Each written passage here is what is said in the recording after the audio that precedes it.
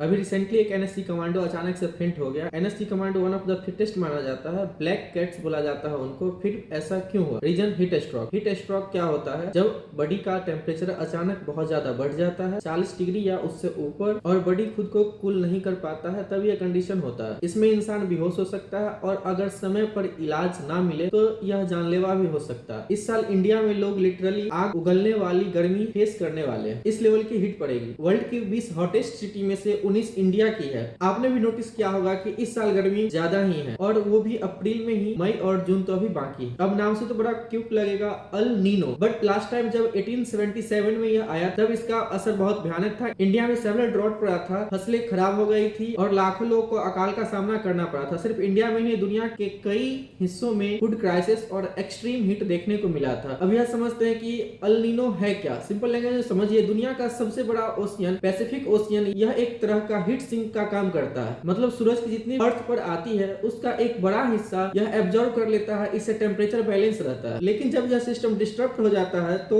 उसे कहते हैं अल नीनो। इस कंडीशन में पैसिफिक ओशियन खुद गर्म हो जाता है और उसका असर पूरी दुनिया पर पड़ता है। इंडिया में इसका मतलब है कम बारिश होना, ज्यादा हीट और एक्सट्रीम वेदर। और जब यही चीज और ज्यादा पावरफुल हो जाती है तो उसे कहते हैं सुपर अल नीनो, मतलब सब कुछ एक्सट्रीम लेवल पर। लेकिन इंडिया की मीडिया आपको बस यह बताएगी कि झाल मुड़ी क्या होता है, झाल को अलग समझाएगी और मुढ़ी को अलग समझाएगी, झाल मुढ़ी का इतिहास बताएगी और झाल मुढ़ी का टेस्ट बताएगी। अब सबसे इंपॉर्टेंट पार्ट, इस गर्मी में खुद को कैसे बचाए, ध्यान से सुनिए। सबसे पहले सुबह 11 बजे से लेकर शाम 4 बजे तक डायरेक्ट धूप में निकलना अवॉइड करें। यह पीक हीट आवर होता है। अगर निकलना जरूरी है तो फुल स्लीव कपड़े पहनिए। प्रेफर कीजिए कि लाइट कलर का हो। सिर को कैप्स या गमछा से कवर करें। सन ग्लासेस पहने और सन स्क्रीन जरूर लगाए। Hydration is the key. सिर्फ पानी नहीं, इलेक्ट्रोलाइट्स भी जरूरी है। नींबू पानी, ORS, लस्सी, छाछ, गन्ने का जूस, ये सब बॉडी को अंदर से कूल रखता है। स्टूडेंट के लिए स्कूल या कोचिंग जाते टाइम खाली पेट मत निकले। वाटर बोतल हमेशा कैरी करें। अगर डिजीनेस लगे, वीकनेस लगे, इग्नोर मत करो, तुरंत रेस्ट लो। जो लोग बाहर काम करते हैं जैसे labour, delivery worker, field worker, उनके लिए सबसे ज्यादा रिस्क है। ट्राई करें कि काम अर्ली मॉर्निंग या इवनिंग शिफ्ट में करें। बीच बीच में ब्रेक ले, छांव में बैठे और पानी कंटिन्यूअसली पीते रहे। एक और चीज, बॉडी सिग्नल को इग्नोर मत करें। अगर किसी को ज्यादा पसीना आना बंद हो जाए, सिर चकराने लगे, उल्टी या